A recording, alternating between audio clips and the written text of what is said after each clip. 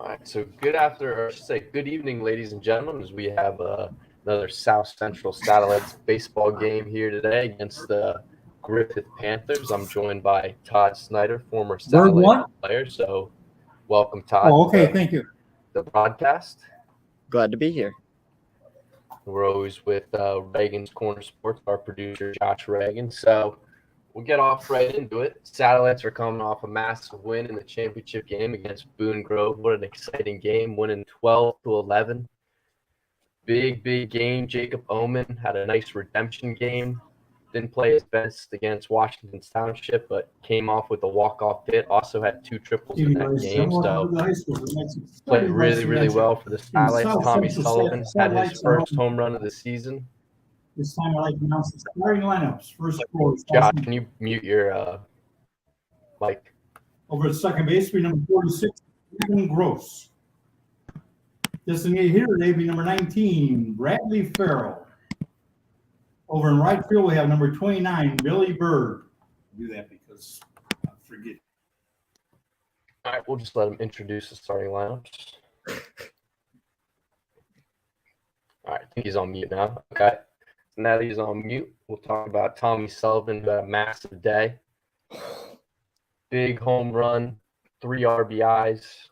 Also some really smart base running. Was able to advance to third. The Wolves kind of were a little lackadaisical. Didn't really pay attention to him. The third baseman, Pitcock, was playing a little in, so Tommy was able to take advantage of that and get to third. So Jacob Owen was able to drive him in and win the championship. But Bryson Glissick had a couple RBIs, Jackson Boss, Zach Honchar. So the Satellite played really well the other day, Todd, but Zach's going to be on the mound today. What do you expect from him today against the Panthers?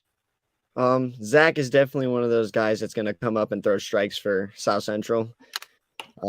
He definitely he's not a very, I don't know what to, I mean, when I played with him, Zach was definitely hit the zone. Like I caught for Zach one game, and he throws a lot of strikes.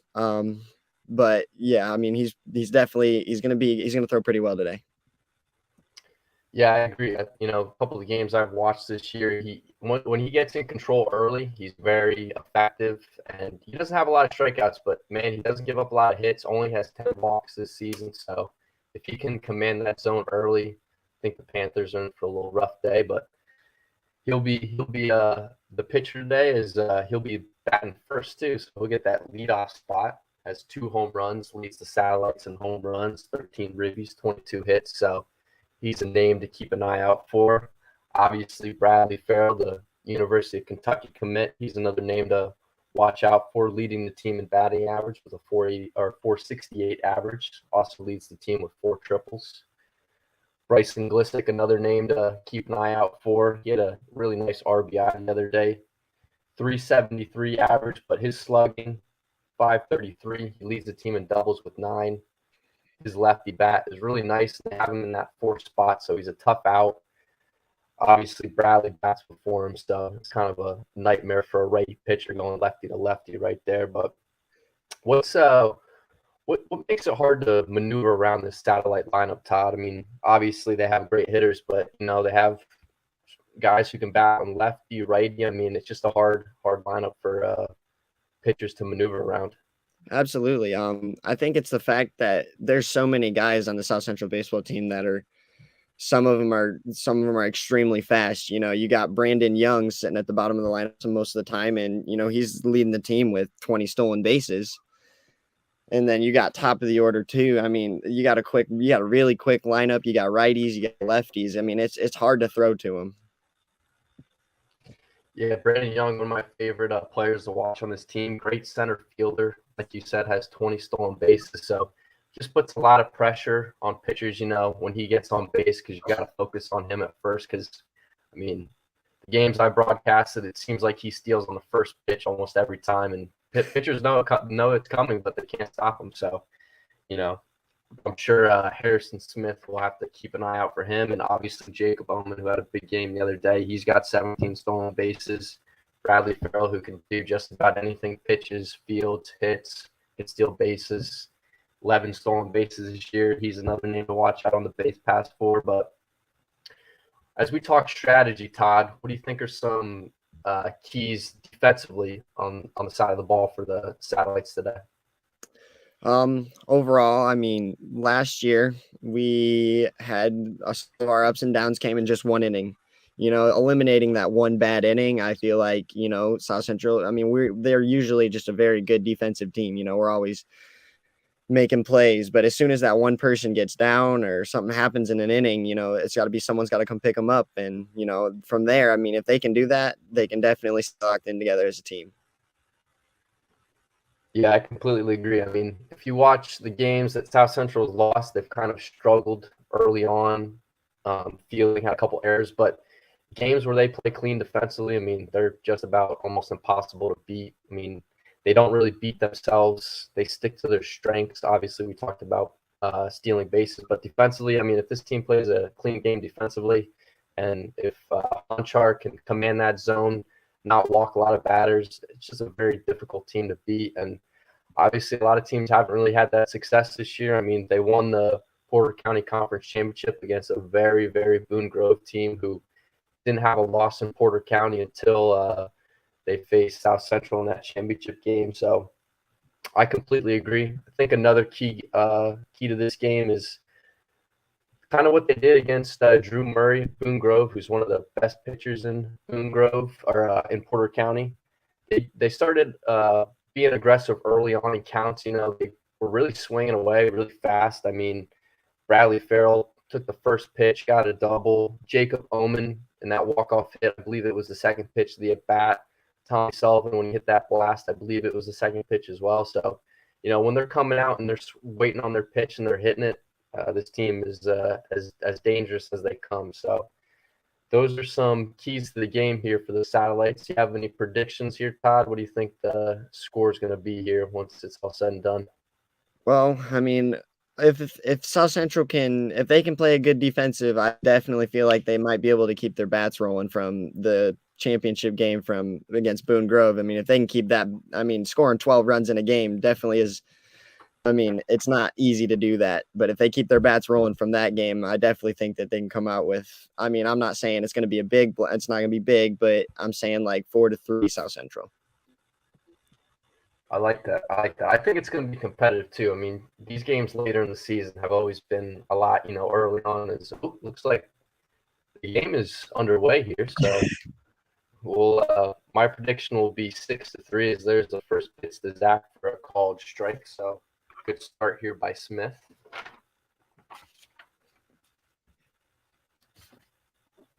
Here comes the 0-1 here from Harrison Smith. All swung on and missed. Strike 2 here to Zach. 0-2 here to Zach Honchar.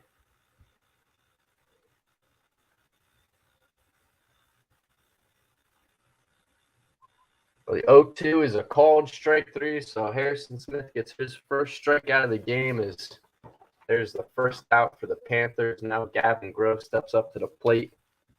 Phenomenal for second baseman here for the Satellites.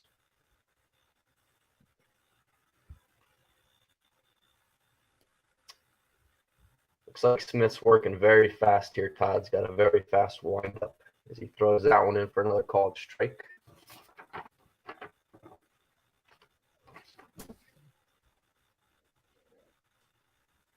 Aiden, I will throw in that Gavin Gross, him hitting in the 2 spot, that kid puts the bat on the ball. He will make contact usually. That he really likes to, get his pitch, and when he does, he usually puts it in play. Yeah, I really like them moving him up to 2. He was at that 5 and 6 spot early in the season, but Zach Coulter has moved him up, and I really like him as well at the second spot. He's got great contact as well as he pops that one up over the first baseman, as that's going to be the second out of the inning. So Smith is able to retire the first 2 batters here for the Satellites, as now we got Blaze and Bradley Farrell, who's going to be doing the DH today. He'll be up next. As Gavin Gross pops up.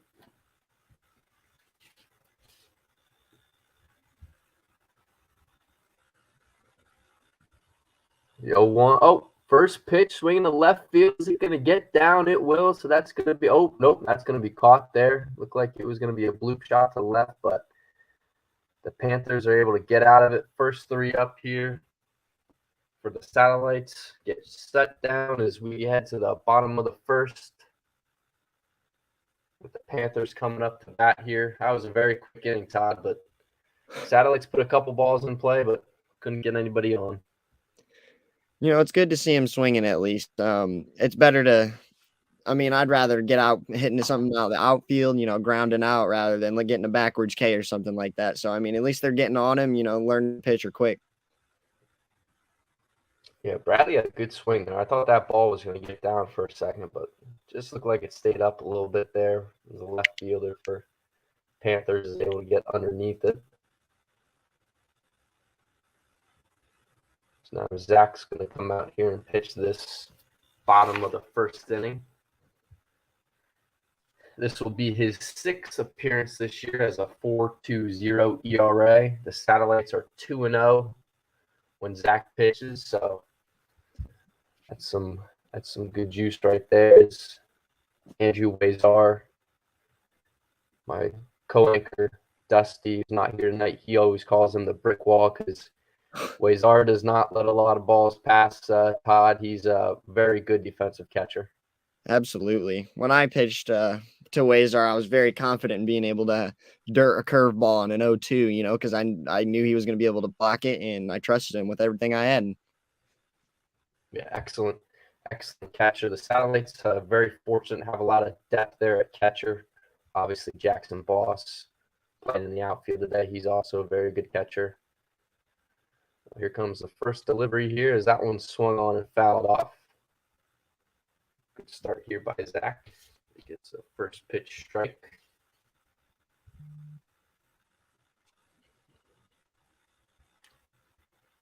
That one swung in play, put into Jacob Omen. Can he make the play at first? He does. So there's a first out of the inning by the Satellites. Jacob Omen played right field the other day against Boone Grove. Now he can shift over to shortstop. Has a lot of versatility there for Zach Coulter. As Zach gets the first out of the inning.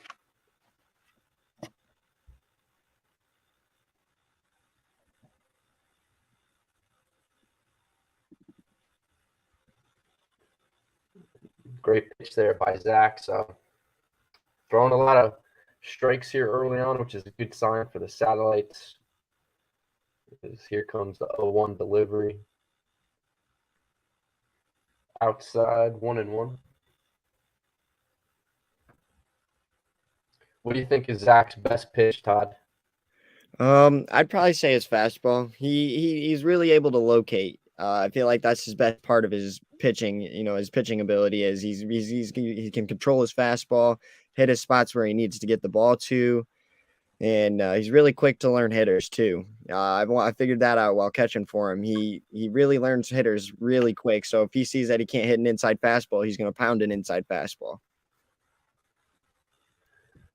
So we'll look for that fastball here today. Yeah, the games I've watched, if he's in control of that fastball, he's very dangerous. As that one looks like it hit the Panther batter. So that's going to be the first man on here for the Griffith Panthers.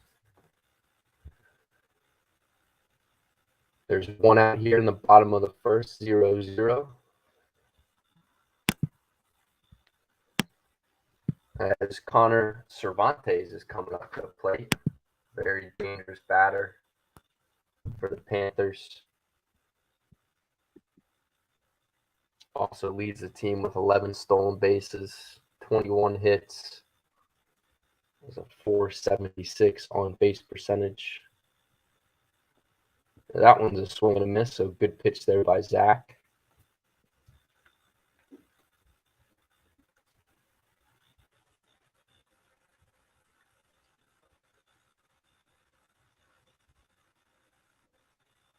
That ball swung on, fouled off to the right.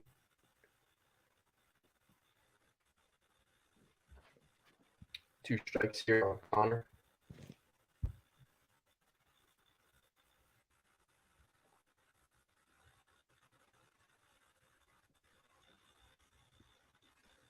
Panthers taking a little bit of a lead off there off first. Ooh, just missed the inside zone.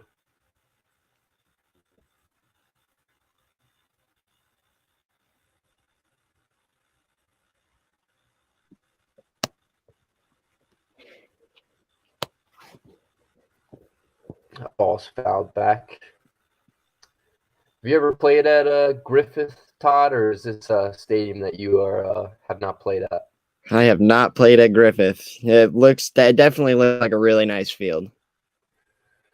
Yeah, looking at it, looks very, very beautiful. I mean, they got some trees there in the back, but yeah, really nice field here. Is that one thrown in for a ball here? What's your favorite field to play at besides obviously South Central? Do you have a favorite field to play at? Ooh, that's a tough one. I would say probably Four Winds Field when we played in the regional championship my sophomore year. Okay, all right. I don't That think was I've probably seen the that one, but coolest thing now, ever. okay. Now I'm eager to see that stadium. Is Connor Cervantes is able to get that one in the center field for a double. So the Panthers have two men on, second and third here with only one out. Bottom of the first, still a 0-0 ball game. Let's see if Zach can work out of this jam here.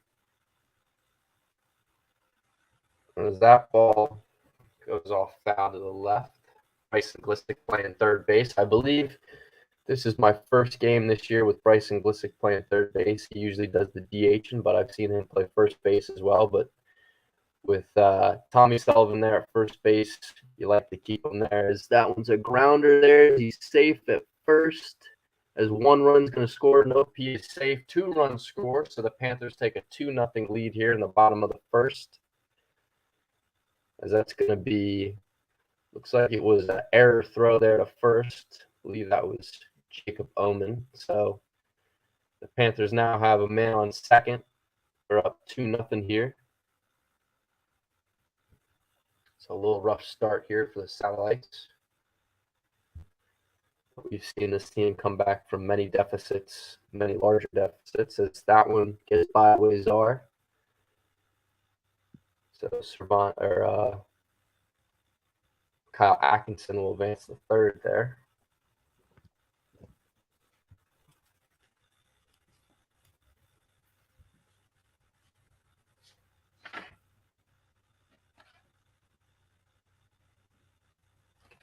Here comes Zach's 16th to the inning.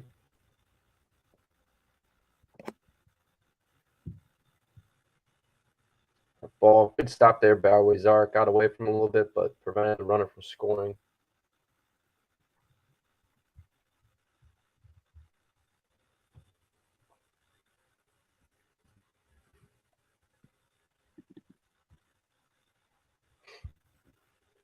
Here comes the delivery from Zach. It's a called strike on the outside corner. Here comes Gary Quillen up to the dish.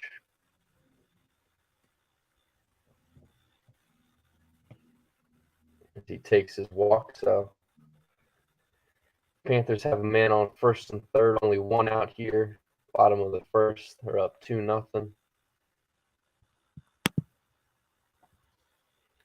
As the very dangerous Matt Jovanovic leads the team in hits with 25, 20 ribbies, 457 on base percentages. It looks like Wazar and Zach are having a little conference there.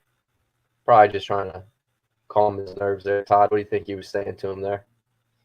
Well, I'm not gonna lie. Most of the time when Wazar came up to me on the mound, it's usually nothing about baseball.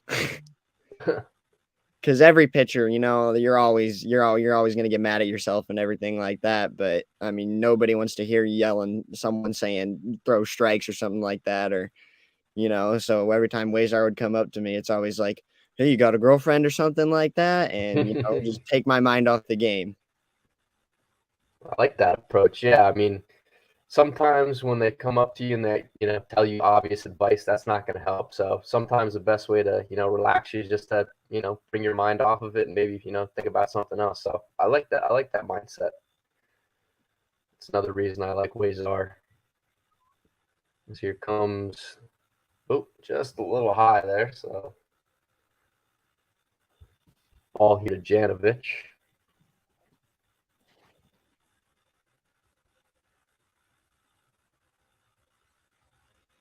Looks like they're stealing there as it fouled it off. Quinn was stealing second there. I don't think Wazar would have thrown it there anyway, regardless. Doesn't want the Atkinson from third to score, so let's see if Quillen steals again here.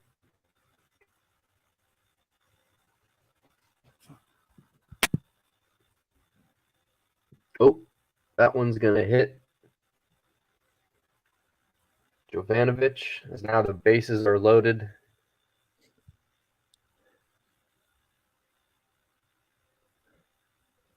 Looks like that's number...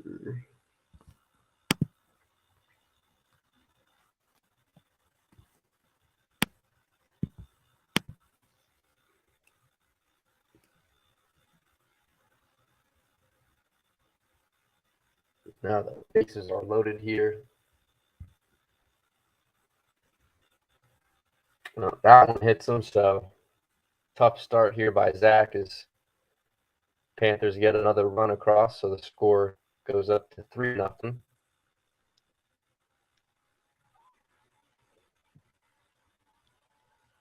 Really looking for a ground ball up the middle right now. Double play would be nice. Obviously, Jacob Bowman and Gavin Gross, two excellent defenders. Seeing Gavin Gross turn a couple really nice double plays this season. It looks like there's going to be another conference here on the mound. Ian Clark is due up here for the Panthers.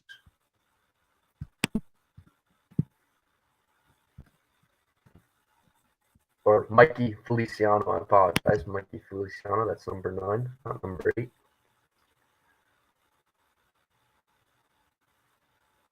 So Mikey will be due up here.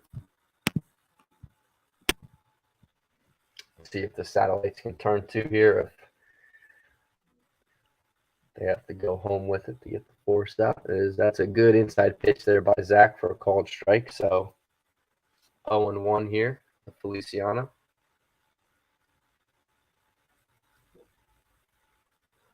That one's a little high, so 1-1.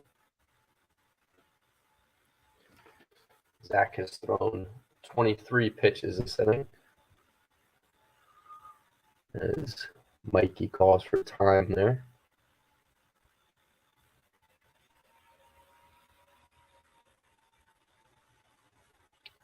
Here comes the 1-1 from Zach. Ball's fouled back, so now Zach's got him in his wheelhouse here. Let's see. What do you think he's going to go to here, Todd? Do you think he's going to go fastball inside? What are you thinking? If I'm 1-2 and I just got a hitter to foul it off, I'm probably going to give him an off-speed inside. As that one's driven to left center field. Left fielder Boss can't make the play on it, so 1 run's going to score. 2 runs are going to score for the Panthers. As Mikey will advance to second there. So the Panthers are up 5-0 here in the bottom of the first. As that ball was lasered there. Jackson Boss in left field made a diving attempt but couldn't make the play. Now it looks like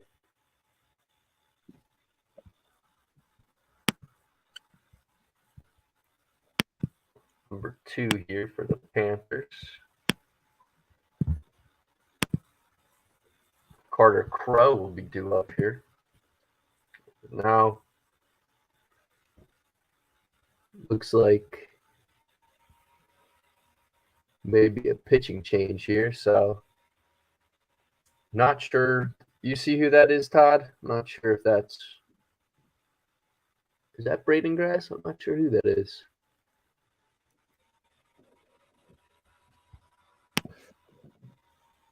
Maybe Josh can let us know. I can't really see the number super well. Yeah, I can't either. Could be Colin. Is it number 4? Could be Colin Ward maybe as well. Matt Knight. Okay. So Matt Knight coming out here. Be his 4th appearance. Has a 4.67 ERA. Also, New pitcher for alternates in the Satellites, outfield number a couple 9, games. Matt Knight. Through 6 innings this year, he has 6 walks and 4 strikeouts. I don't think I have seen Matt pitch this year, but I'm excited to see what he's got here. But he's in a little jam here, Todd. What would be your advice here to Matt, as he's still only got 1 out here in the bottom of the 1st? Right now, he's just got to focus on the batter. I mean, there's nothing he can really do. There's nothing he can really do about this because, he's just coming into this little jam he's got right here. So he's got to focus up, throw strikes and hope for some ground balls or pop flies that are easy plays. Yeah, in a tough jam here, especially with only 1 out. Carter Crow due up to the plate. Double play is not Once again, in number here, 2, so Carter Crow. yeah, he's got to focus on 1 batter here at a time. Not sure if they switched, His grandpa. if Zach is in the outfield now or if they took him out. I'm not sure if they maybe going to double switch here. Regardless, here comes the first pitch. Carter is, that one almost hits him inside a little bit, so there's the first ball here.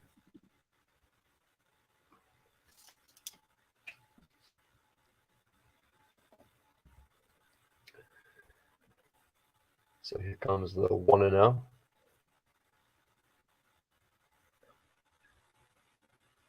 Ball just on the inside low a little bit, so 2-0 here to Crow.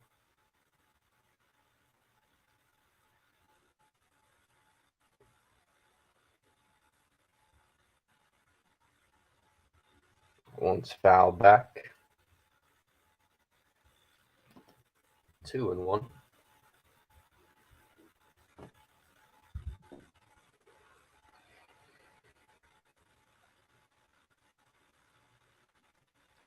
Just on the outside, so count moves to 3-1 here.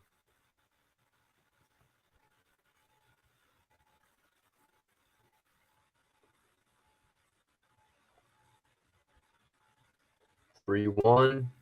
Swung on over to Gavin Gross. Can't make the play there at second. Tough play. So another run is going to score here for the Panthers. As that's going to be an RBI single here for Carter Crow. Now number 10 here for the Panthers. Tommy Miller, the catcher. He'll be due up here. Still only 1 out here. Satellite's in a little bit of a hole.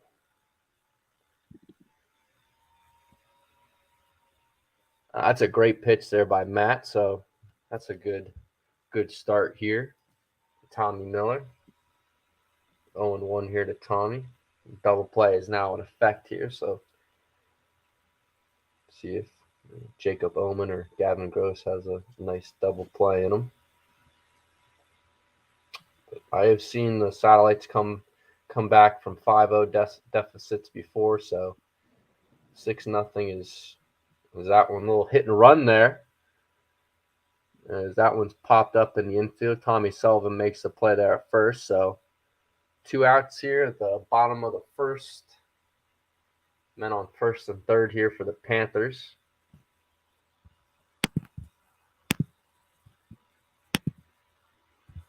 Now Ian Clark steps up to the plate.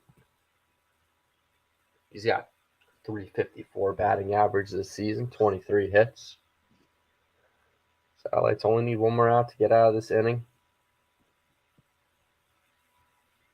As that one's going to hit him, so tough start here pitching for the Satellites, as that's going to be 4th walked batter of the inning. Ian Clark is hit by a pitch. is now the leadoff man, Connor Cervantes, due up here. He takes that one high for a ball.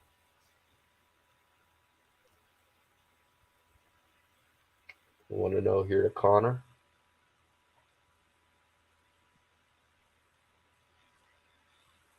Hmm.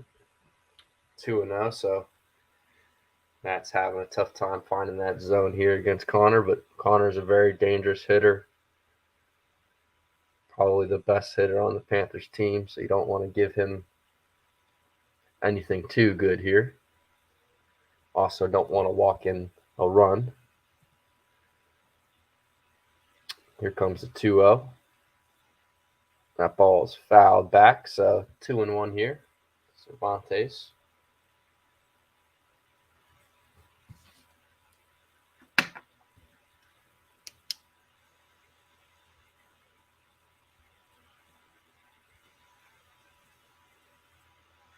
Two and one is a called strike. Wazar picking off the runner there at first, but can't get him in time. Good heads up play there by Wazar.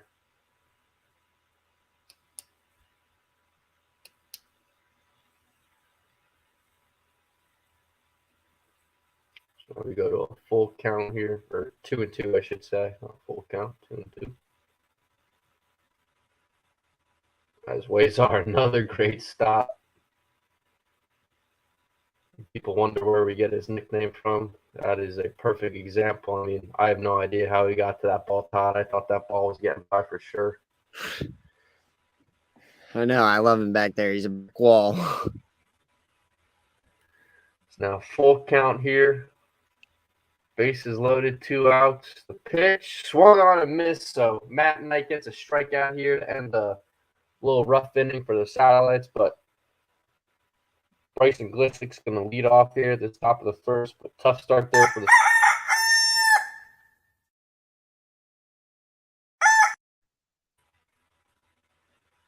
So rough start there by the Satellites here, Todd. What do you think they got to do here at this top of the second here to try and get back in this game? You got to get runners on at this point. You know, you gotta be patient. Can't be swinging at pitches, you know, right off the beginning. I mean, if you're a leadoff hitter and you want to go for it. But I mean, you got to get on base at this point. Yeah, I agree. I think a lot of teams, they kind of have that mindset where they try to get it all back at once. But when it's, 6 runs, you just got to get, one batter at a time, get one runner at a time, and then, take it, one score at a time. So, there's still plenty of game left here. They don't have to get it all back in this inning, but, you like to see Satellites get some runners on and maybe some runners in scoring position as Bryson Glissick, the third baseman, is going to lead off here. This top of the second. Tommy Sullivan, the first baseman, will be batting second on that on deck circle, and Jackson Boss, the left fielder, also has done some catching here. He'll be in that third spot. So Bryson Glissick's going to step up here to start this top of the second. Satellites in a little bit of a hole here.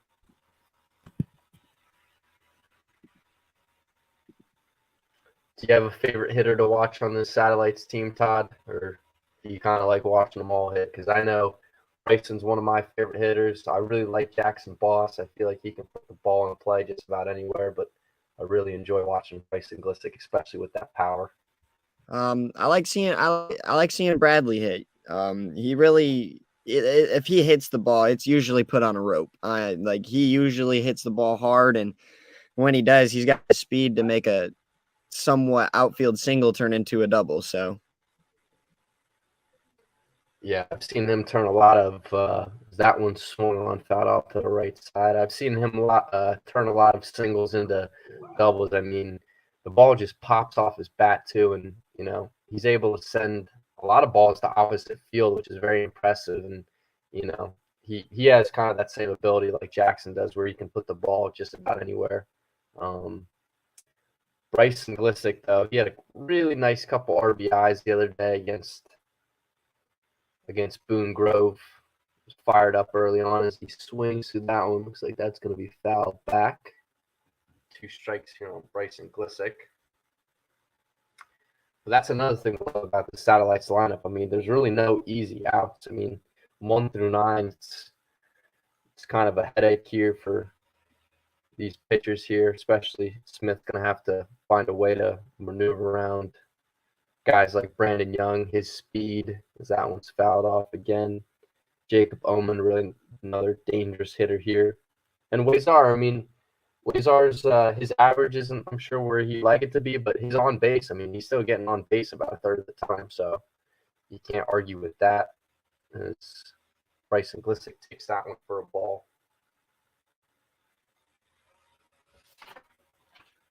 Bryson Glissick's got 9 doubles this year, leads the team. 27 RBIs, also leads the team. As he ropes that one over the second baseman, so that's going to be a single here for Bryson Glissick. So good start here for the Satellites, Todd, as Bryson Glissick's able to get on with a single.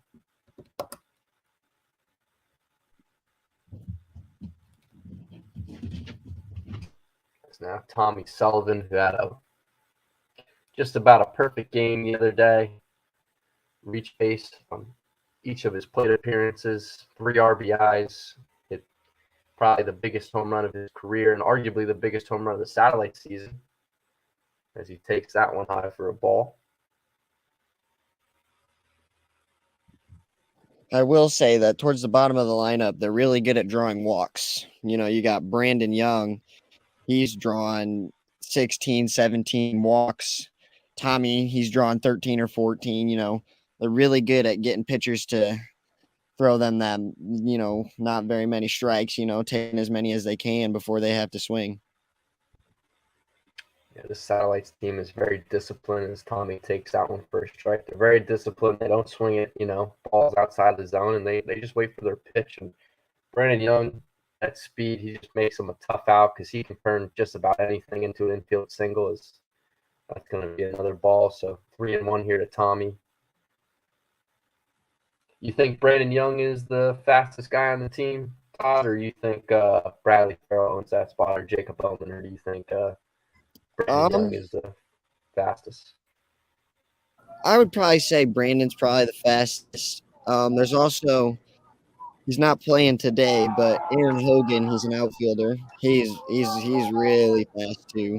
Overall, I mean, I just think the SC team, there's a lot and of left field number 32, Jackson Boss. Yeah, I don't think I've seen Hogan play, but now I'm kind of excited to see him play as Tommy Sullivan strikes out there. But my favorite hitter on the team, Jackson Boss. Boys, Aaron Hogan just got cleared for his grades today, and he's in a uni for the Satellites, number 15, but right now not in the lineup. Probably a potential pinch run here in the later innings if it gets to there, ladies and gentlemen. So there's a name to watch out for. That's a good stop there by Tommy Miller. Count moves to 1-2 here on Jackson Boss.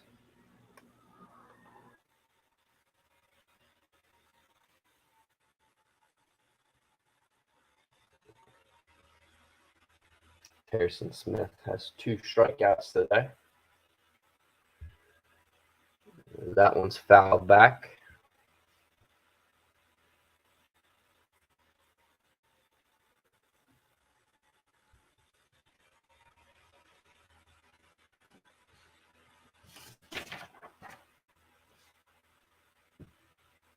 And takes that one high. For about the first 15 games of the season, Jackson was leading the team in average. Still has a very high average, 344, 21 hits, 442 slugging. As he's going to strike out there. That's going to be back-to-back strikeouts here for Smith. 2 outs here at the top of the second. Satellites down 6-0.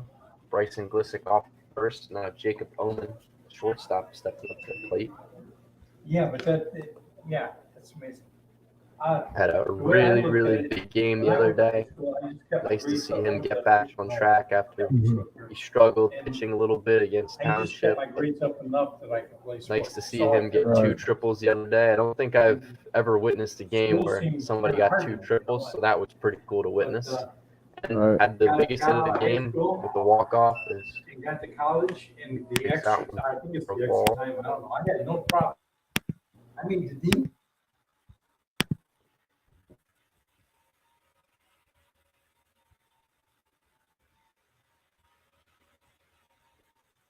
Swings through that one, puts it to the second baseman here for the Panthers. Does he make the play at first? He is out. Close play there at first, but Satellites are unable to get a runner in scoring position here. The top of the first, they'll head to the bottom of the second, down 6. Looks like Matt Knight is going to come out here and pitch. But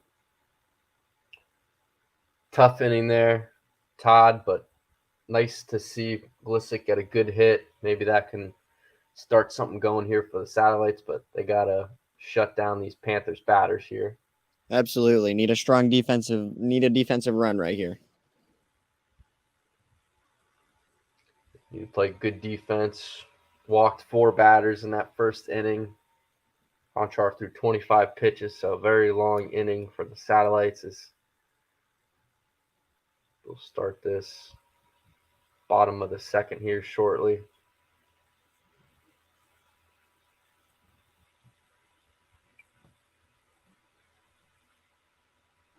There's Wazar.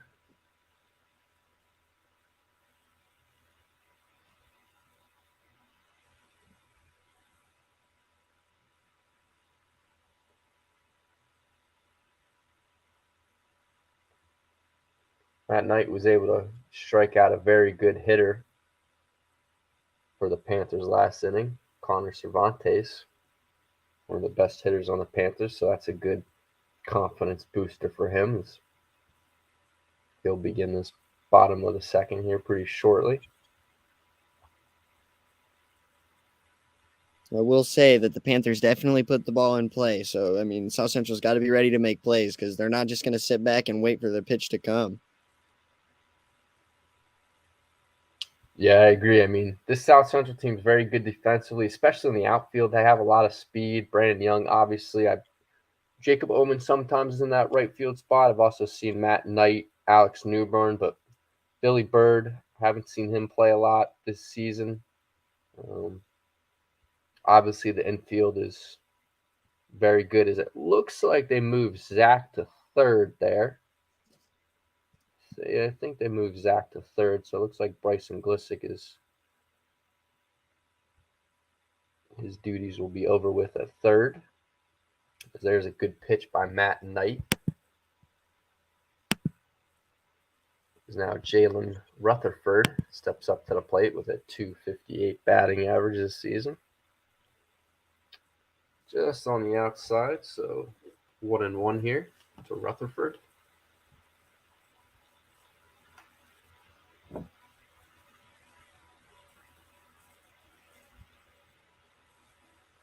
So 1-1.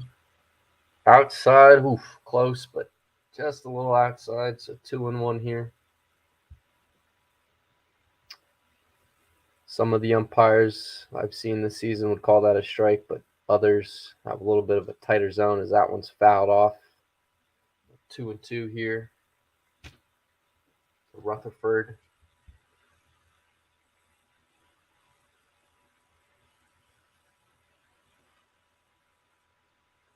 Two from Matt Knight.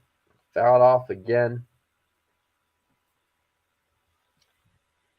So we'll do it over here.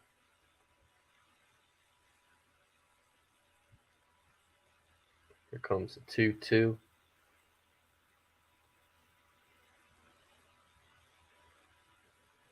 Full count upcoming.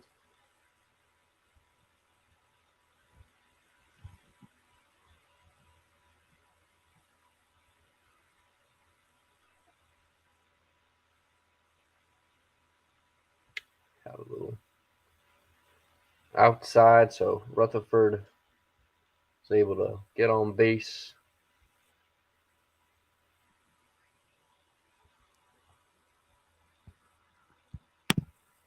Now,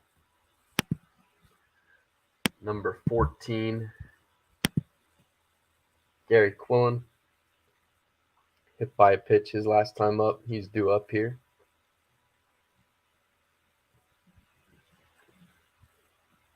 There's a good pitch by Matt.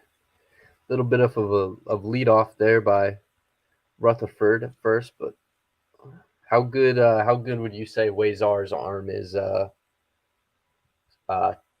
I haven't seen him pick off. I haven't actually seen him throw a lot to second, so I've seen Jackson throw a couple times as he's going to get tested here. So a little bit of a announcer jinx as that's going to be safe, but the ball gets by Jacob Omen, so Rutherford's going to advance to third, so he's going to be safe. So little sloppy play there by the Satellites as Rutherford's going to advance to third, but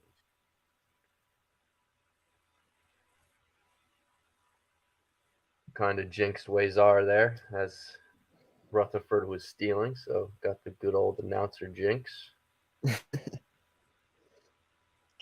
Now Rutherford leads off with third.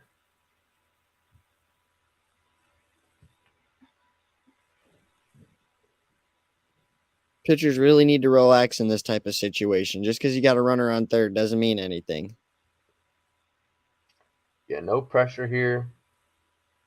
Just got to focus on this batter as that one's popped up, foul over the right side. Looks like Tommy Sullivan there, and Billy Bird were running to it, but couldn't get to it as Gary Quillen steps back into the box.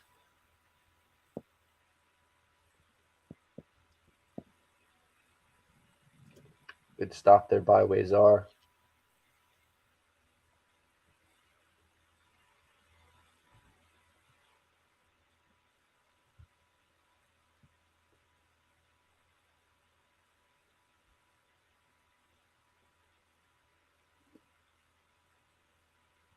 Here comes the delivery from Matt Knight. Swung on, third baseman, gets by Zach and Jacob Omen, so that's going to be another run scored here for the Panthers as they increase their lead to 7-0 here at the bottom of the second.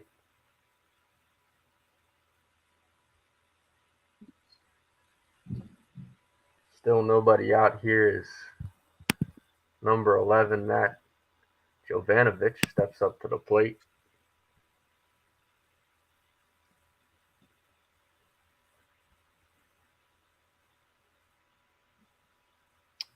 That ball, another great stop there by Wazar. You know, one key thing as a pitcher, you know, when you're playing against teams with high batting averages, you know, getting a lot of hits, you know, you got to work backwards in the count. You know, I see most of these hits, you know, they're sitting that fastball. They're all ready for it. They're waiting for the fastball to come. You know, they just be, you know, pitchers got to think, you know, I got to throw curveball here, or I got to throw changeup. You know, they got to think backwards. Yeah, you can see that, you know, those batters for the Panthers were waiting on that fastball and just, you know, just laying off the curveball as there's going to be a steal attempt by Chris Quillen, but the ball gets by Wazar, so he'll be in standing up.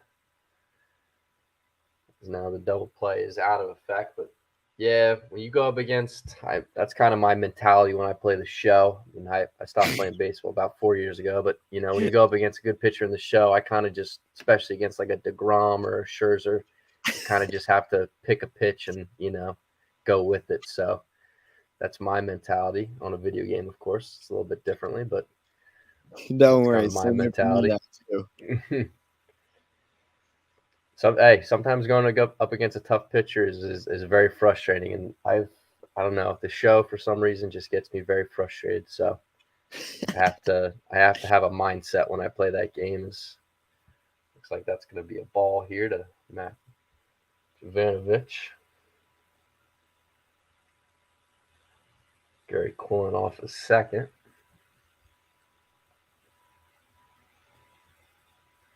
That ball is cracked in the left field. Can Jackson Boss get under it? It's going to be a fair ball, so one more run is going to score for the Panthers. As the score will now go to 8-0. Still nobody out here. It's bottom of the second. Looks like going to have another conference here at the mound. But, man, Todd, these Panther batters are coming out really aggressive. Absolutely. You know, every fastball they see, they're ready for it because they're looking for it. And they are roping a couple of these, and just a tough start here for the Satellites, as it looks like it's going to be another pitching change. So it looks like Matt Knight is going to move to right field here. I'm not sure if that's Jackson Boss, or not sure who that is, if it's Bryson Glissick or Jackson Boss. Yep, it is Jackson Boss.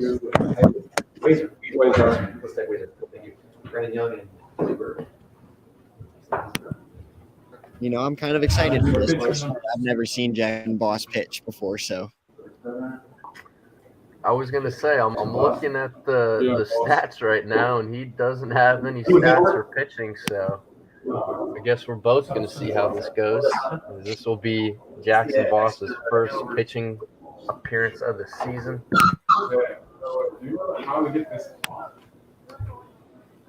But hey, when the score's like this, Todd, there's really not that much pressure. So I mean, I guess it's a good situation for him to go in for his first appearance. You know, it kind of reminds me of a couple days ago when Yadier Molina, you know, the Cardinals put him in the pitch. Yeah, didn't he pitch the other day or the other? Because I saw that Pujols was pitching against the Cardinals, and then I saw that they put in Yadi. I think it was against the Pirates. Yeah, because then Pujols walked up to the catcher and he called for him, caught for Molina when he was warming up. That's right. You just gotta have some fun, you know. When the scores like this, that's the great thing about baseball. You just gotta have some fun and, you know, just enjoy it. So Jackson will come out here, pitch this bottom of the second. Chris Olsen. Chris Olsen is going to be due up here.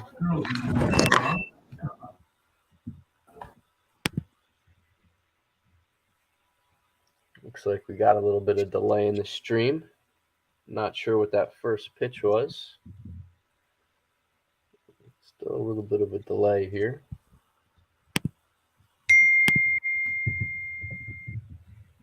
That one is low for a ball.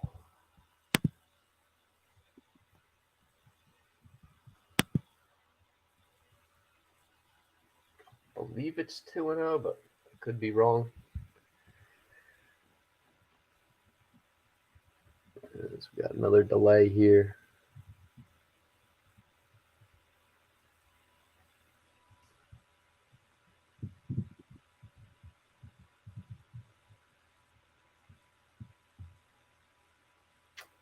Oh, he struck him out. Looks like Jackson Boss gets his first strikeout. Of course, we were only able to see the tail end of it, but hey, a strikeout's still a strikeout, and we'll take that. Nice start here for Jackson Boss. Absolutely, and especially coming in as a pitcher, you know, getting that first batter, that builds up a lot of confidence. As now there's one out here, bottom of the second. Panthers have a man on second. As I believe that was I want to say a ball, but hey, I mean, he struck that other guy out, so it probably was a strike. So we'll see here as we have another little delay here in the action. That one looked like it was Huizar was picking it up in the dirt, so I believe it was a ball. So it could be 1-1, could be 2-0. As there's another delay here.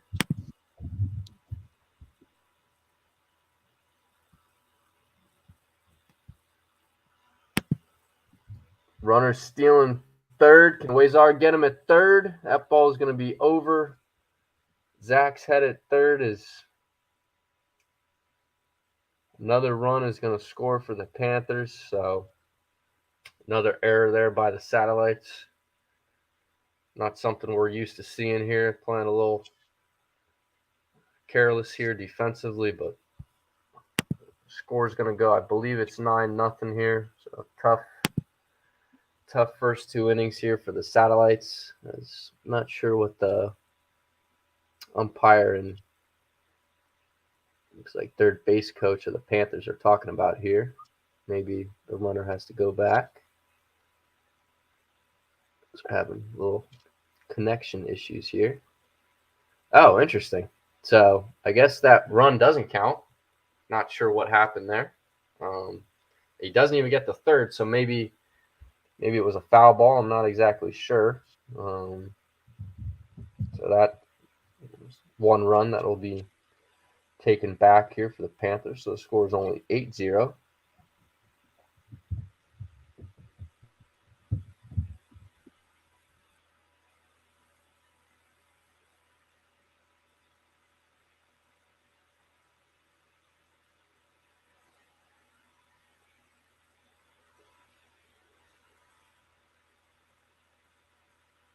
Looks like that run is going to come around here and score. So put that run back on the board. 9-0.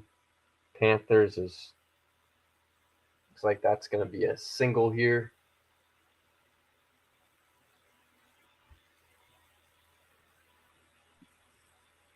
Biggest key right here is you're going to find out who's the leader and who's not.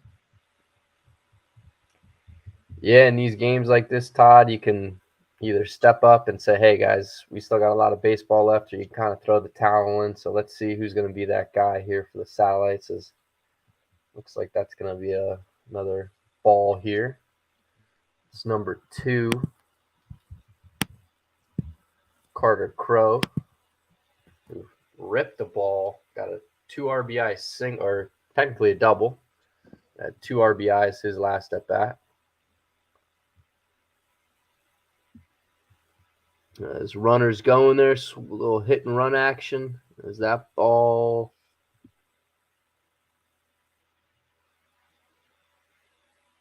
will be foul. Panthers caught a little bit of hit and run there. Done that a couple times this inning.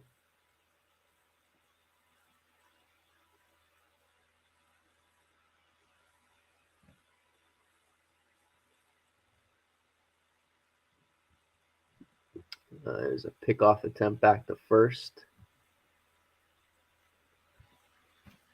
You're having a little bit of, let's see if I can refresh, maybe if that will. There's runner stealing second there, but he's going to get in there easily. No throw there by Wazar.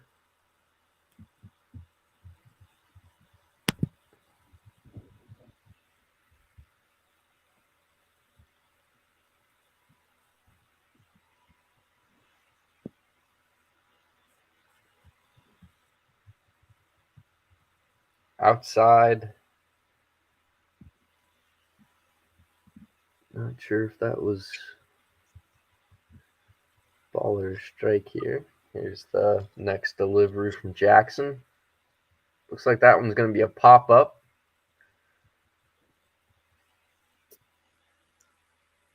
So looks like Carter Crow pops up there. So that's going to be the second out of the inning.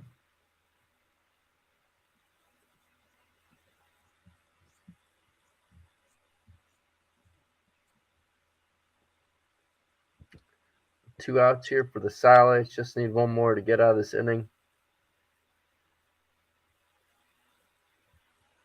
As he's stealing third. Great throw there by Wazar. Is he out at third? I believe umpire was signaling safe there. Close play. Yep, he will be safe. So Panthers now have a man on third here.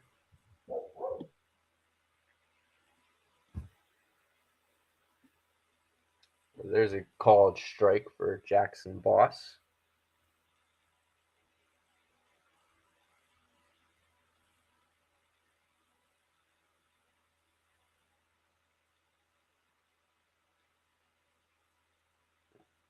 That one looks like it's a ball, so I believe the count is 1-1.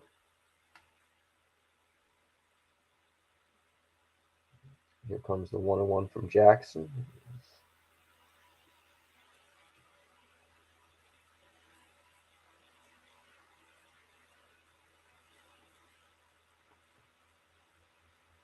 Oh, looked like Maybe a pass ball there. Maybe a single. I'm not sure, but looks like another run is going to score here for the Panthers.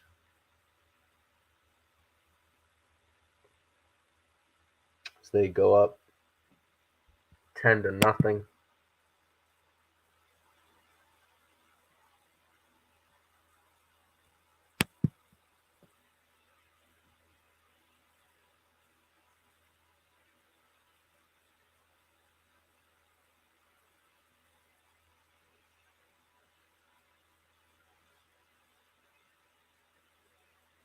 Well, maybe it was a single. Looks like that was a pickoff attempt, so not a pass ball. Looked like that was a single there.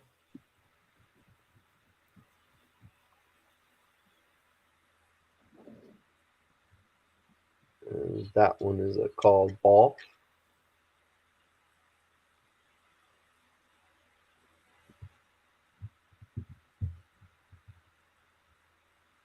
That one swung on over the right fielder. I believe that is Matt Knight, but that ball is going to go foul there.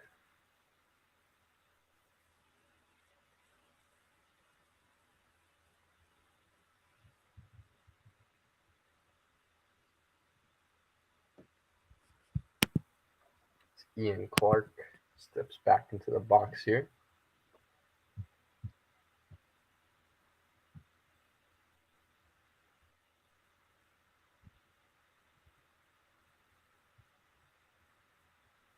That ball, a little bloop shot there over the right field. It's going to drop.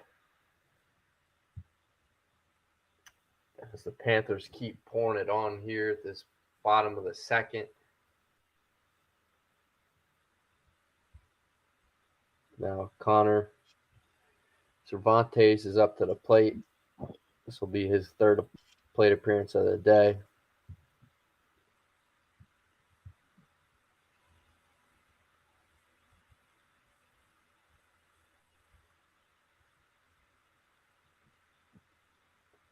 Here comes the first pitch. Nice pitch there by Jackson. So he gets that one for a strike on the inside corner.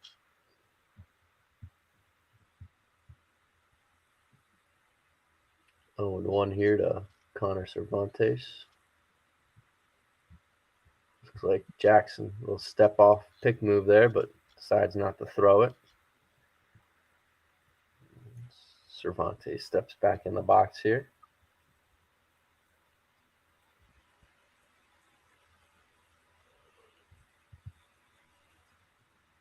Runner's going to advance to throw there, or second there. Smart play by Wazar not to throw it.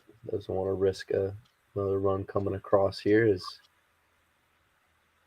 that ball's put in play. It's going to be a pop-up here to Tommy Sullivan. So the Satellites get out of it, Tommy, but another inning here as they give up 4 runs. Tough start here for the Satellites.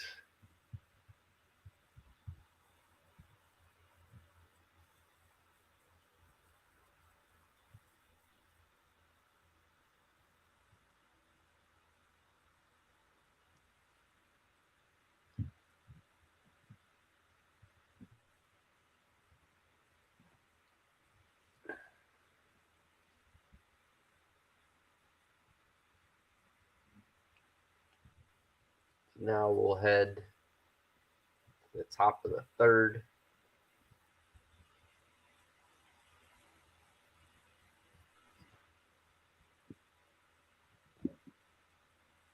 Andrew Wazar is going to lead off here.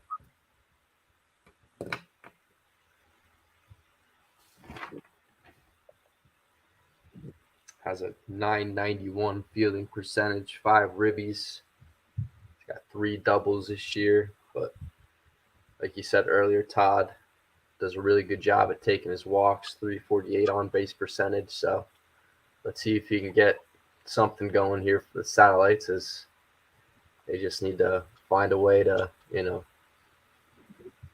get something positive here. Absolutely.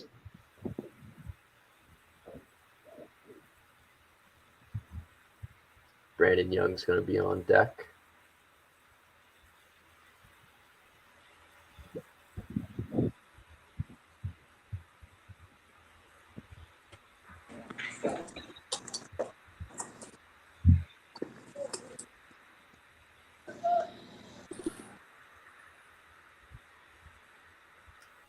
Andrew Wazar is going to lead off here at the top of the third.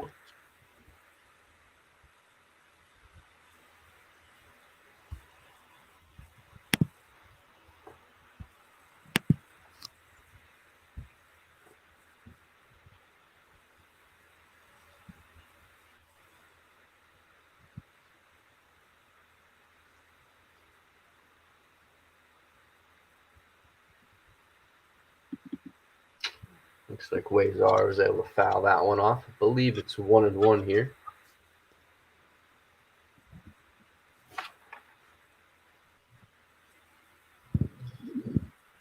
That was really good job by the pitcher there. A nice inside pitch from Wazar made him a little uncomfortable.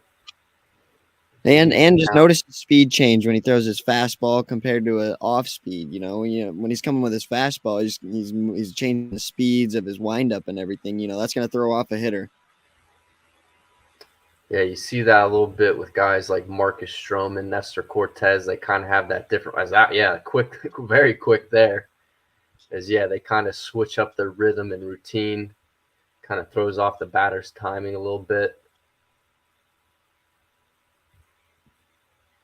Johnny Cueto was watching him the other day. Does that a little bit as well. As that's going to be another strikeout here for Smith. As Wazar strikes out. That'll be Smith's third strikeout of the day. Is now Brandon Young, Speedy Gonzalez. He's going to be due up here. It's top of the third, 1 out here.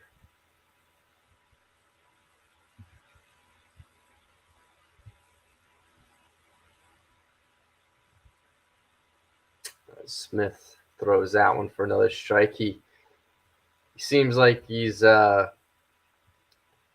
his Wheaties this morning. As that one is roped in the center field, is it going to get down?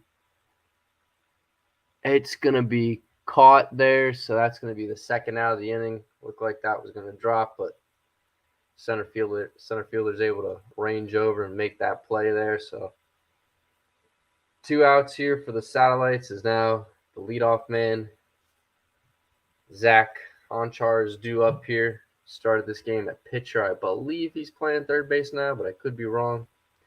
He struck out his last time up. That is a absolutely disgusting curveball. Not much Zach could have done there.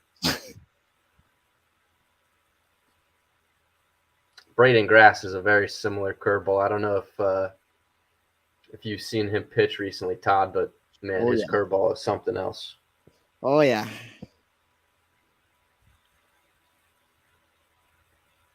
It looks like that was a ball, so the count moves to 1-1.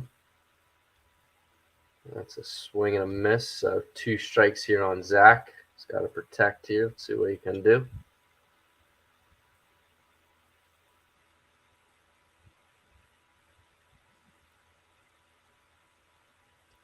The count is now 2-2.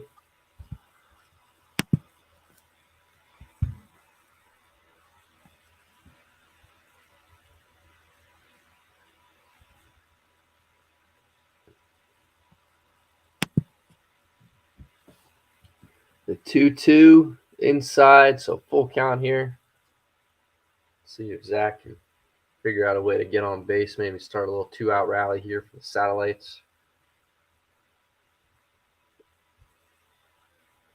As he fouls that one off.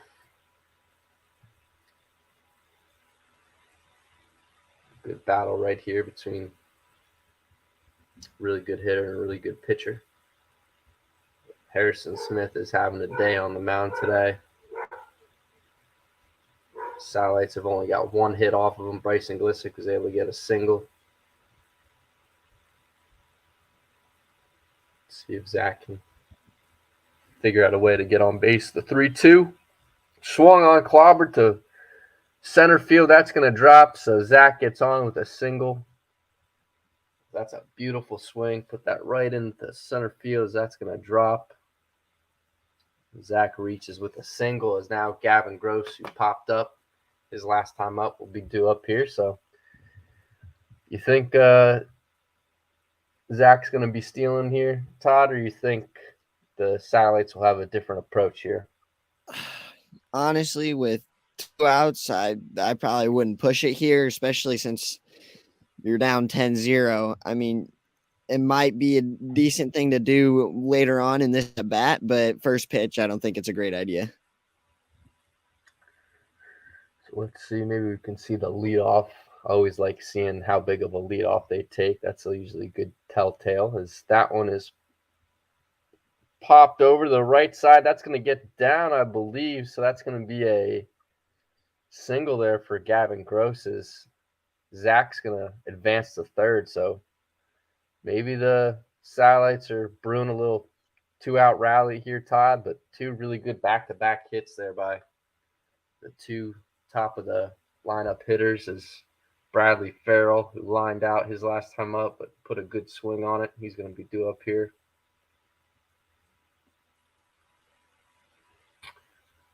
See if he can tie Bryson Glissick for the team lead in RBIs. He's got 26, so good opportunity to tie Bryson there at the top of the list. As he swings through that one. That one's going to get through, almost hit Smith there at the pitcher's mound. So there's going to be the first run scored here for the Satellites as they're able to get an RBI single there by Bradley Farrell. Bryson Glissick due up here. Satellites are able to get their first run of the ball game here. You know, Aiden, it looks like they're having trouble hitting it off the windup. You know, they're getting in the stretch right now, you know, attacking first pitch, you know, not letting him get his timing as much, you know, in the stretch. And I think it's going to help a lot to see if they can get on base. And it looks like, I believe Bryson Glissick put that in play. I'm not sure where it went, but that's going to be the last out of the inning. But yeah, like you were saying, Todd, I mean, the first time I remember against Boone Grove when they played against, or when Drew Murray was pitching, they kind of let him, you know, dictate where he wanted to go. But in that championship game, they came out aggressive. They really put pressure on him early. And I believe that was the most runs he had given up all season. His ERA was a .69, and after that game, it went up to, I believe, a 2.10. So that's a good mentality for the Satellites to have there, as they're able to get 1 run across, but at least that's, you know, a little bit of momentum there for the Satellites. Even if it's just 1, it's got to be a little bit of a confidence boost right there. As I believe Bryson Glissick either popped up or flew out, I'm not sure, but either way, the Satellites are able to get a run here.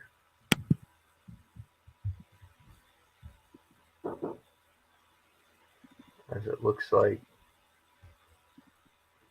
Jackson Boss is going to come out here and pitch this bottom of the third.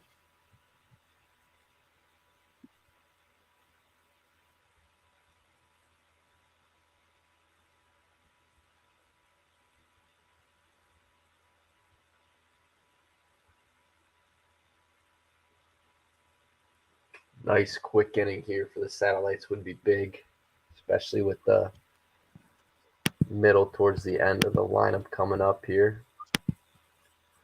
For the Panthers is Jalen Rutherford's going to be due up here. it's actually Bryson Glissick on the mound right now. Oh, so Bryson's going to come out here. Okay. That's what I literally, I looked out there and I seen it. Yeah, Bryson pitched in that Boone Grove game, also pitched in the Township game. This will be his 6th appearance this year. He's got a 6.81 ERA. And I believe 12 and a third innings, 7 Ks, 8 walks. As that one is going to be a ground out. So a good start there by Bryson as he's able to retire the first hitter of the inning, Rutherford, for the Pirates. Or not Pirates, Panthers. One thing about Bryce is Bryce really loves his off speed. Does he throw, do you know if he throws like, I know he throws that curveball, but does he have like a changeup he goes to, Todd? Or what's like his, what are like his pitches that he throws? He loves his curveball, loves his fastball. Every once in a while, he'll probably throw a changeup in there, but I mean, it doesn't really move a lot. It's just a little bit of a slower pitch than his fastball, but he really, really likes to resort to that curveball when situations get tough. That one's on the outside for a ball. Yeah, I saw him come in relief for, I believe it was Tommy Sullivan, and he only gave up 1 run in 4 innings, so that curveball was working for him. Now he's able to get the first batter of the inning out with number 14 here for the Panthers. Gary Quillen has a stolen base in this game. Also has a couple of hits, as I believe he takes a walk there. So Quillen has got on base in every single one of his plate appearances. Is now Matt Jovanovic is due up here. Little lead off there by Quillen at first. Very dangerous speed threat there. Already has a stolen base in this game. Looks like Jackson Boss is now doing the catching duties there, Todd. I believe that's him, as that one's going to be a fly out there to left field. So Jackson was playing left field, so that would mean, is it Matt? No, Matt Knight's in right field, so not really exactly sure who's in left field right now. Maybe Josh can let us know, but a couple of adjustments in the fielding here for the Satellites. As the runner's going there, but no one was covering second, so Quillen's going to be in there at second. 2 outs here, though, in the bottom of the third. Bryson Glissick on the mound. And as that one is put in play, as that's going to be a single there, as another run is going to score for the Panthers.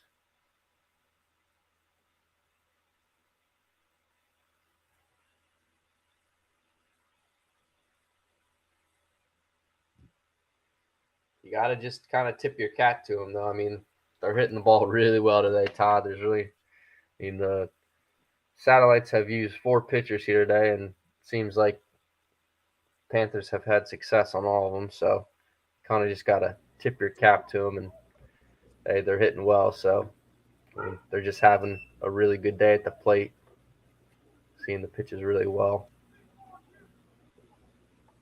Yeah, they are. Agree. The Panthers are just hitting the blights out there. What do you think, Todd? I'm gonna have to agree with you on that, Josh. You know, they're really sitting back on everything right now and putting it in places where they can't really make plays right now. So, I mean, I feel like if SC can eliminate the walks and be a little bit better, just those guys, put the ball in play, I feel like then they'll get somewhere.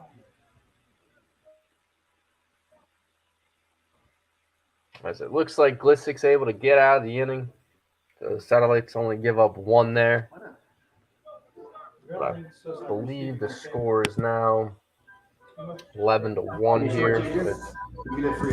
As we head into the top of the 4th. Looks like we're playing the chicken dance song there. Tommy Sullivan is due up here. You're playing the chicken dance song here. It's a 10-point ball game here.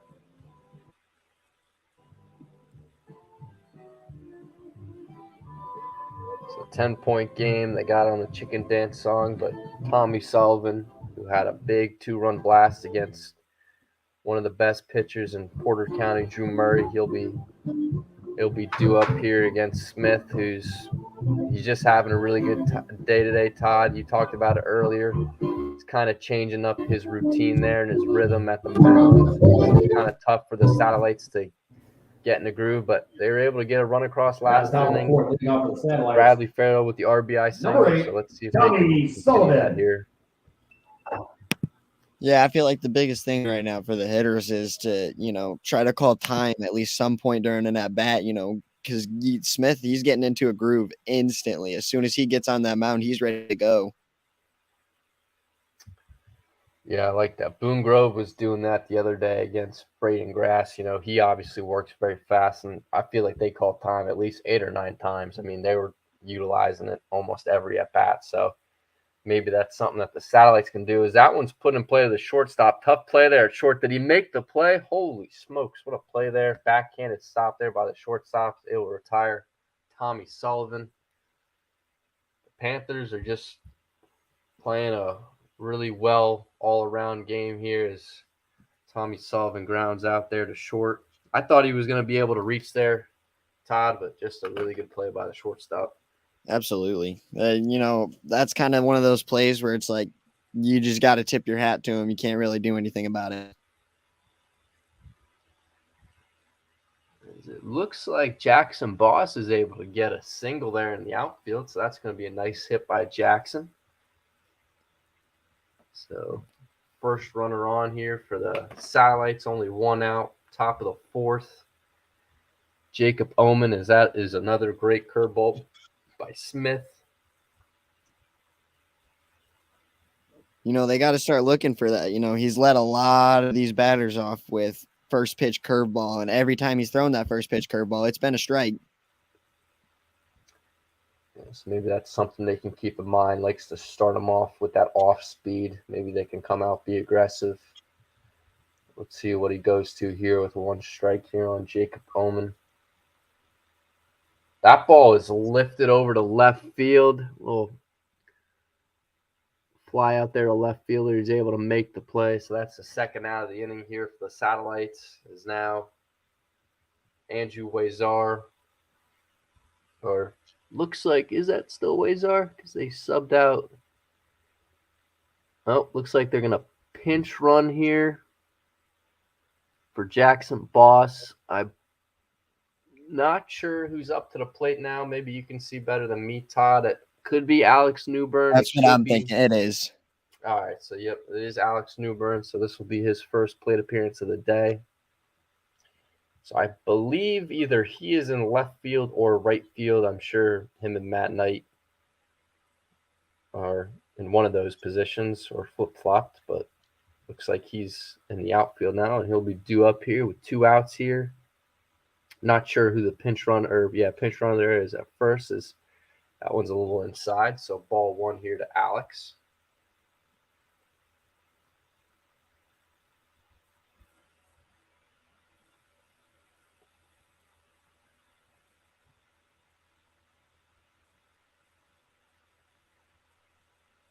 Looks like either that one was fouled off or in the dirt. Either 1-1 here to Alex or 2-0. Brandon Young on deck.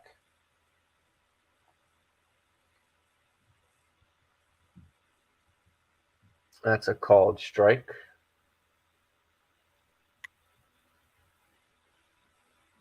South Central's got to be watching right now because the umpire, he's really liking that inside fastball. He's really, kind of opening that zone towards the inside more. Yeah, that's another thing that, that's going to be throw to second. Looks like it's going to be a close play, but so looks like there's a missed throw there. So runner on third here for the Satellites.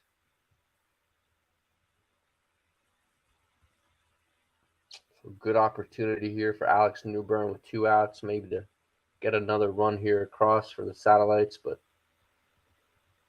yeah, you're right, Todd. Some of these umpires like the outside. Some of them like the inside. I've seen one who doesn't like either of those. That's going to be a pop-up there to right field.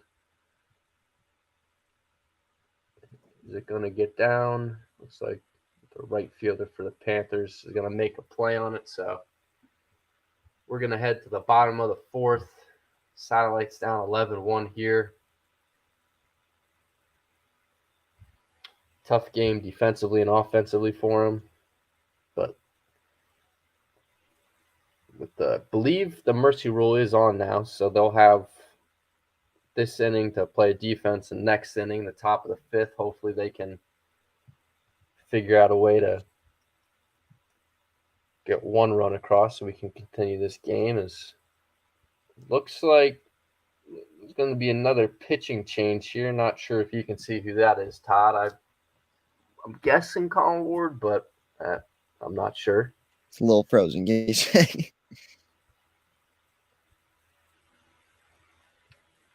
I can't see the number, but it's definitely not Bryson Glissick. I know that. Maybe Josh can fill us in on who's out there.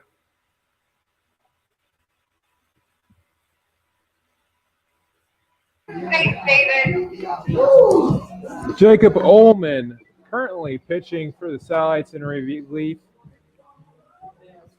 He has a nice little breaking action to his pitches. Throws about in the lows, high 70s, about 79, about 81 his range. All right, so Jacob Ullman back on the mound. Had a rough outing his last time up. Was the hero in his last game with a walk-off hit, so I'm sure he's got a lot of confidence going into this one. But, with a score like this, there's no reason to keep your head down. Just got to get 3 outs. See if they can get out of this inning without giving up another run. It's number 2 here. Carter Crow will step up to the plate. This will be his 5th plate appearance of the ball game.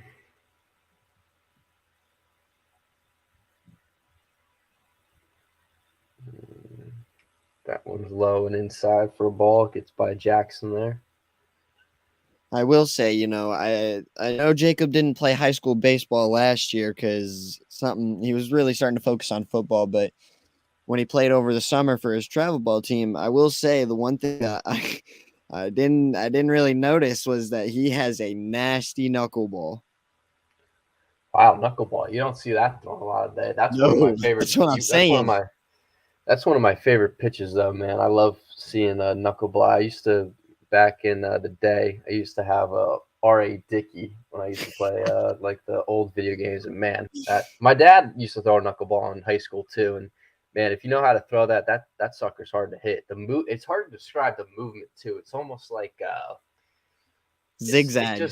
Zigzag. But yeah, if you can throw everywhere. it well, that's cool. I would like to see him throw that because you do not see that pitch nowadays. That's a called strike here.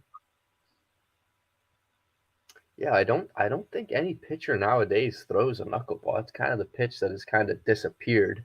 Yeah, Which absolutely. is a shame because it is a tough pitch to hit. If you can throw it well, it's a tough pitch to hit. So, well, it seemed like it's turned to when I came in freshman year, everything was a lot of off speed. Now it's turning into fastball.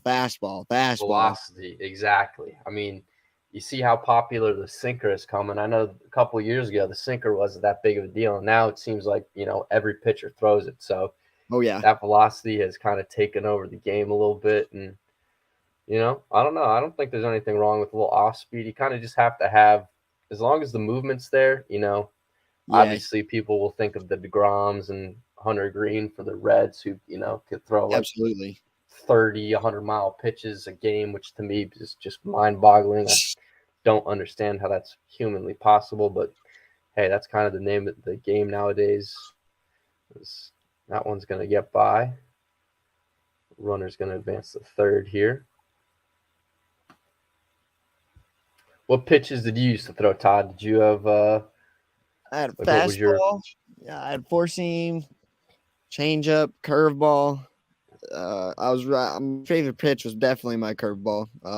Curveball. Had a lot of control over it. I'm very confident in it. Like if it was a 3-2 count, I wasn't afraid to throw a curveball.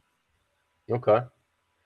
Now, is it kind of like the curveball that kind of is at an angle? Is it one of those like Clayton Kershaw curveballs where it's like 12-6, where it kind of just dies down, or do you kind of have it like an angle almost where it's kind of like a slide? It has a little bit of slider action, or would yours kind of dive straight down? It depends.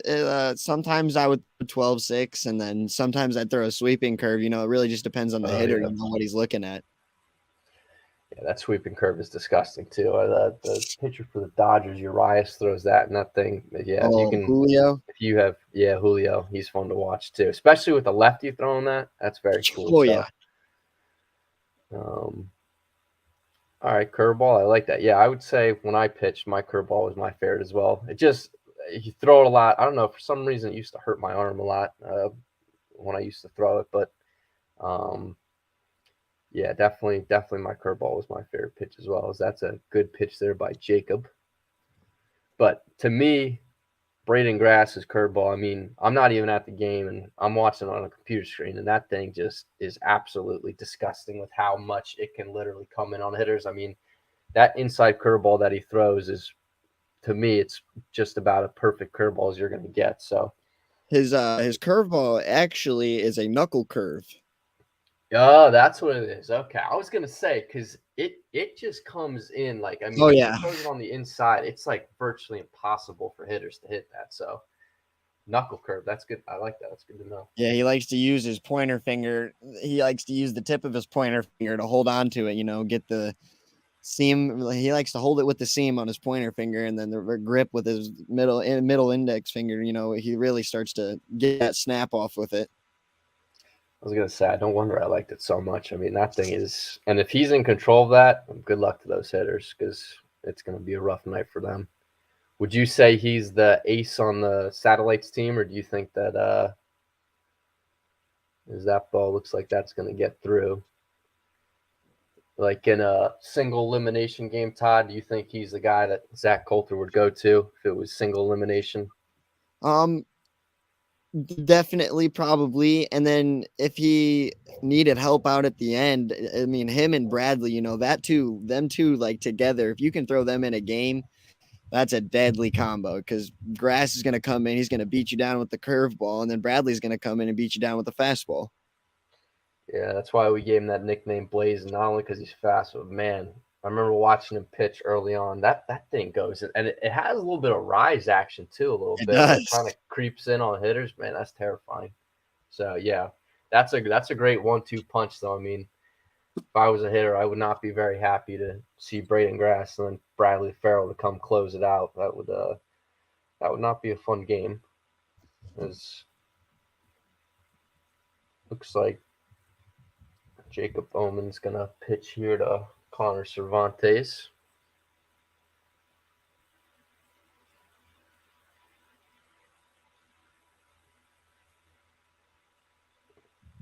Looks like that ball's gonna be in the dirt here.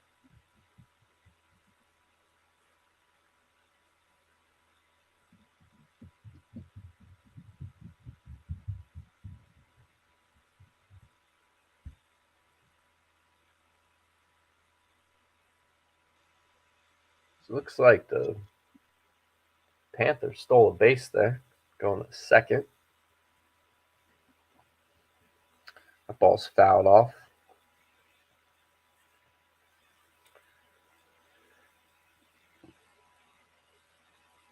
I believe it's only one out here in this bottom of the fifth. Satellites down 13-1 here.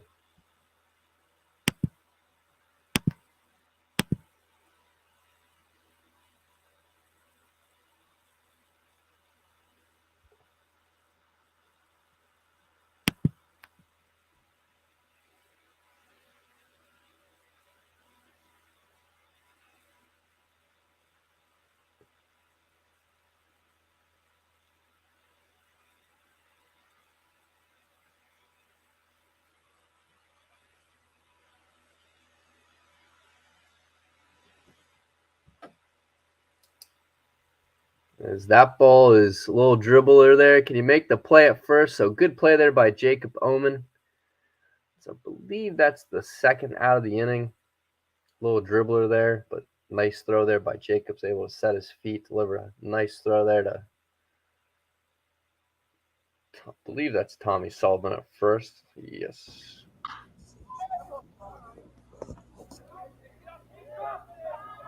Stanton. Yep.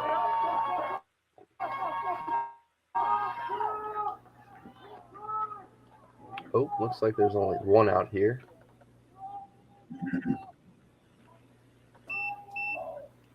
Now batting shortstop, number 11, Matt Jovanovich.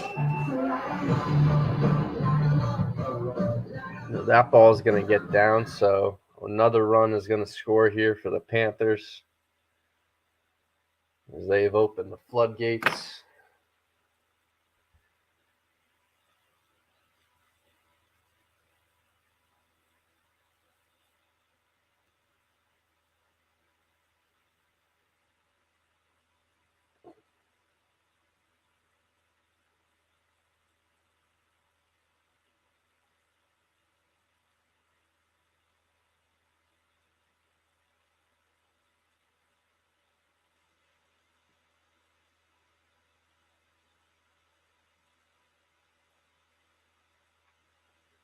Looks like sack fly here.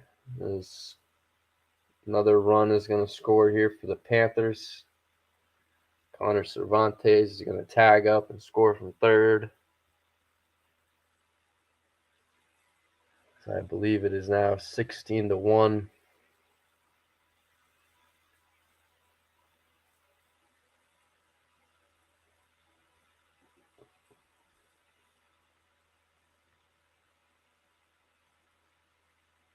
Two outs here for Jacob Bowman. Let's see if he can get out of this inning. Just needs one more out.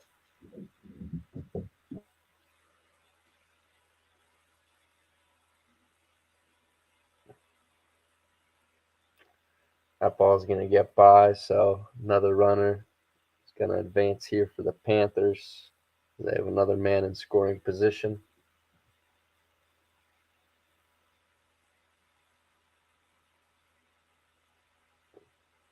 Matt Jovanovich at the plate. He's had a couple nice hits today. And he takes that one for a ball. 27 hits this year for Matt.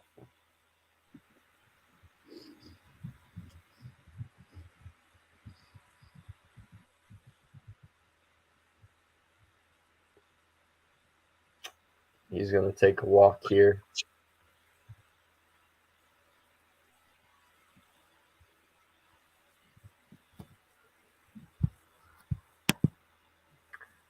Mikey Feliciano had a really nice single back in the first inning. Walked his last plate appearance. He'll be due up here. He takes that one for a strike, so good pitch there by Jacob.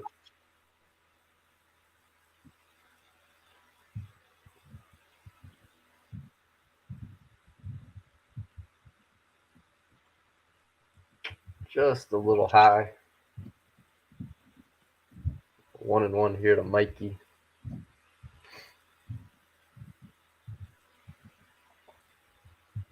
Called strike, so that's a good pitch there by Jacob. Now he's got him 1-2. Good opportunity to get out of this inning here. See what pitch he goes to. Throw the knuckleball. Come on.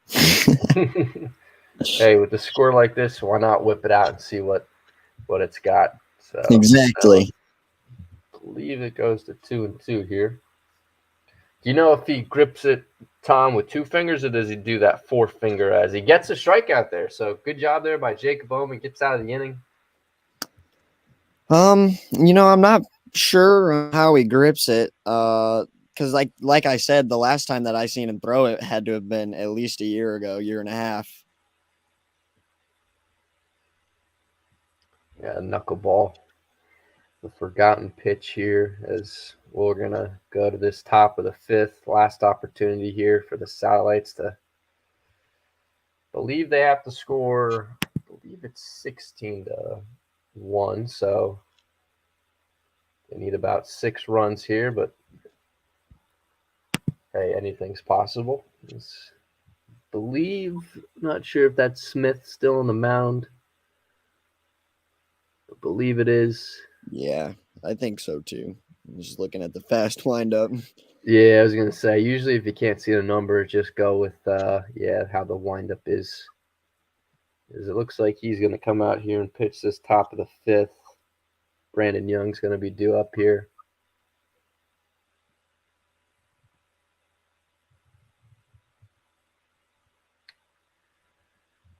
have seen the Satellites score 6 runs in an inning, so they're definitely capable of keeping this game going here, but they're going to need some big hits here. Brandon Young will be due up here. He was able to reach his last time up. Zach got a single his last time. Gavin did as well, so those guys were able to start something last time they were up to bat, so hopefully they can get something going here as we're going to begin this top of the 5th. First pitch to Brandon Young, swung on over the first baseman. So that's going to be the first out of the inning here. First pitch, first out. As Brandon Young grounds out the first there. Zach Conchard due up here.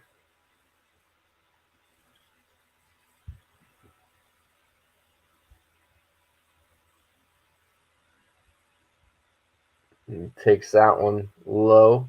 Not sure if it was low or outside, but it's going to be a ball regardless. As the count moves to 1-0 here.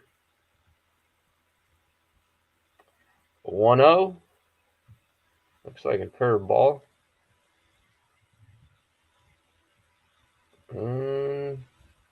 So looks like Zach flew out there. I think it was either the center fielder or the left fielder. I'm not exactly sure, but that's going to be the second out of the inning here as the Satellites are down to their final out here with Gavin Gross due up. Really looking to be patient here. He's got to be patient. As he swings on the first pitch there. Another announcer jinx. As close play there at first. I'm assuming he's out. He's out. So that's going to end the ball game here, folks. Tough game for the Satellites. Final score 16-1. As the Griffith Panthers will advance to 13-11 this season. South Central drops to 16-9.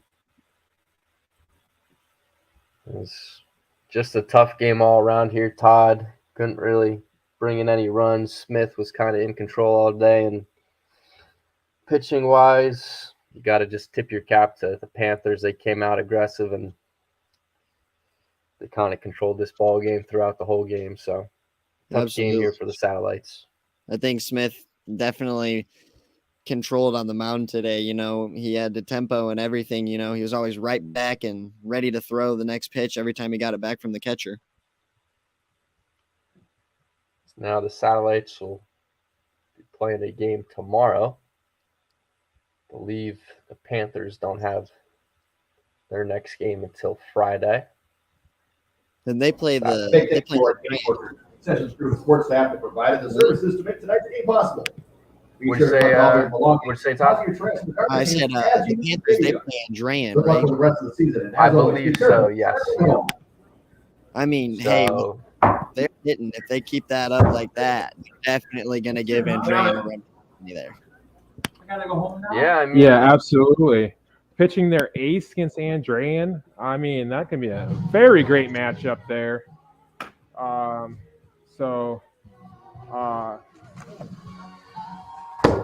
I'm going to give my game ball to Smith from Griffith. So, Todd, how was your first ever broadcast here on Regan's Corner? I mean, nothing better than watching baseball. I mean, especially when I get to do it from my computer at home and I ain't got to go anywhere. Yeah, maybe not the best game to start on, unfortunately, with obviously the 16-1 loss. That kind of stinks, but hey, at least we got to watch some baseball and some good pitching by Smith.